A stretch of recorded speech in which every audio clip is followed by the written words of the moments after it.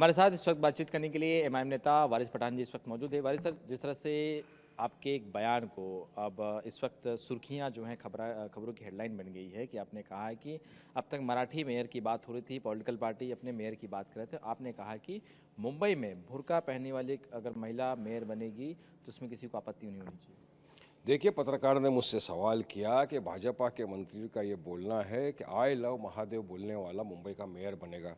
तो मैंने जवाब दिया कि हम तो संविधान को मानते हैं, संविधान इक्वलिटी की बात करता है, बराबरी की बात करता है, एकता की बात करता है। तो अगर आई लव महादेव वाला बन सकता है तो आई लव मोहम्मद सल्लल्लाहु अलैहि वसल्लम बोलने वाला क्यों नहीं बन सकता? क्यों कोई अंसारी, खान, पठान, शेख, सैयद क्यों नहीं बन सकता? और इंशाअल्लाह ताला एक दिन हमने कहा कि हमारी मुस्लिम हिजाब पहनने वाली महिला भी मेयर बनेगी। क्या गलत है उसमें? ऐसा पहली बार तो नहीं हुआ कि कोई मुसलमान प्रेसिडेंट बन चुके हैं, अब्दुल कलाम साहब वाइस प्रेसिडेंट, वाइस चेयरमैन बन चुके हैं, हामिद साहब बन चुके हैं, कितने गवर्नर बन चुके हैं मुसलमान। तो क्यों नहीं बन सकते मुसलमान? खाली आई लव महादेव बोलने वाले क्यों बनेंगे? तो मैंने उनको जवाब दिया, अब ये संविधान को मानते नहीं है, इनको ध्रुवीकरण करना है, पोलराइज करना है, इनके पास मेन मुद्दों से ध्यान भटकाने के लिए बकवास करना है। इनको आप पूछो ना, चुनाव है ना अभी महाराष्ट्र में, डेवलपमेंट का मुद्दा है इनके पास? नहीं है। इनको बोलो किसान आत्महत्या करता जा रहा है, क्या पैकेज कब देंगे? नहीं मालूम। ये सिविक इश्यूज़ के लिए इलेक्शन होता है, रास्ते, नाले, गटर। अब आपने देखा मुंबई की सड़कों के ऊपर खड्डे नहीं, खड्डों पर सड़कें बना दी, ऐसा लग रहा है। आधा घंटा बारिश आती है, पूरा मुंबई उथल पुथल मच जाता है, पानी भर जाता है। उसके लिए इनके पास क्या जवाब है? कुछ नहीं। करप्शन बढ़ता जा रहा है, जवाब नहीं। हाईएस्ट पोल्यूशन हो गया मुंबई में। मुंबई की उच्च न्यायालय ने मुंबई पुलिस म्यूनसिपल कमिश्नर को भी डांट लगाई कि आप क्या कर रहे हो? तो पोल्यूशन को रोकने का इनके पास कुछ नहीं है, बस तो एक ही चीज़ पकड़ लिया, मुसलमानों को गाली बको, अनाप शनाप बकवास करो, जो ये बोलेगा वही बनेगा। साहब, जिसको जनता मोहब्बत से, दुआओं से, वोटों से नवाजेगी वो बनेगा। और बराबरी की बात है, कोई भी बन सकता है, आपके बोलने से ही नहीं होगा। टाटा इंस्टीट्यूट की एक रिपोर्ट आई है जिसमें कहा गया कि 2051 तक मुंबई और भारत में सिर्फ जो है 54% हिंदुस्तानी रह जाएंगे। इसे आप कैसे देखते हैं? मैंने रिपोर्ट देखा नहीं है, रिपोर्ट पढ़ के मैं आपको जवाब दूंगा। इसके अलावा आपकी पार्टी की क्या तैयारी है?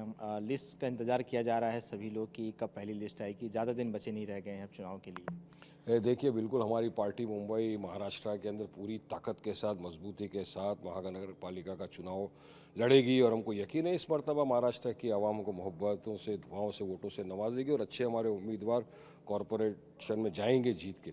पिछला भी अभी चुनाव आया नगर परिषद का, उसमें भी हमारी पार्टी ने बहुत अच्छा प्रदर्शन किया। हमको तकरीबन 83 जगहों के ऊपर हमारे नगर पार्षद जीते, एक हमारा चेयरमैन जीता। और ये लोगों की मोहब्बत दर्शाती है ओवैसी साहब के प्रति। वो जानते हैं, उनको पता चला है कि बैरिस्टर असदुद्दीन ओवैसी साहब वाहिद वो शख्स है जो उनकी हक की, उनके विकास की, डेवलपमेंट की, उनके आने वाले बच्चों के मुस्तकबिल संवारने की बात ही नहीं करते, काम भी करते हैं।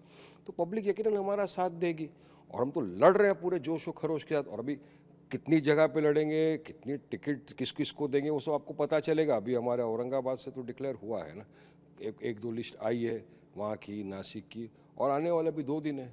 और 2 दिन में आपको सब पता चल जाएगा कितने लड़ रहे हैं, कहाँ से लड़ रहे हैं। इसके अलावा पुणे में चाचा भतीजे एक हो गए हैं, तो वो फिल्म की डायलॉग है कि जो चाचा है वही भतीजा है, जो भतीजा वही चाचा है। फिर एक तरफ शरद पवार महाविकास आघाड़ी में है, अजित पवार महायुति में, लेकिन महानगर पालिका चुनाव दोनों अलग लड़के साथ में चुनाव लड़ रहे थे। ये कैसे देखते हैं? देखिए भाई, एक तरफ चाचा है, भतीजा है, बोलते वो कभी अलग लड़ रहे हैं, कभी साथ में लड़ रहे हैं।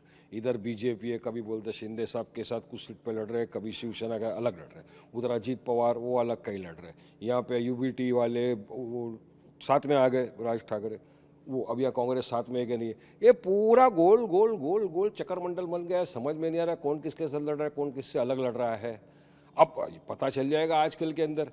29 तारीख तो लास्ट नॉमिनेशन का डेट है, अब तक तो यही डिसाइड नहीं किया इन लोगों ने कि कौन किसके साथ है, पता ही नहीं है।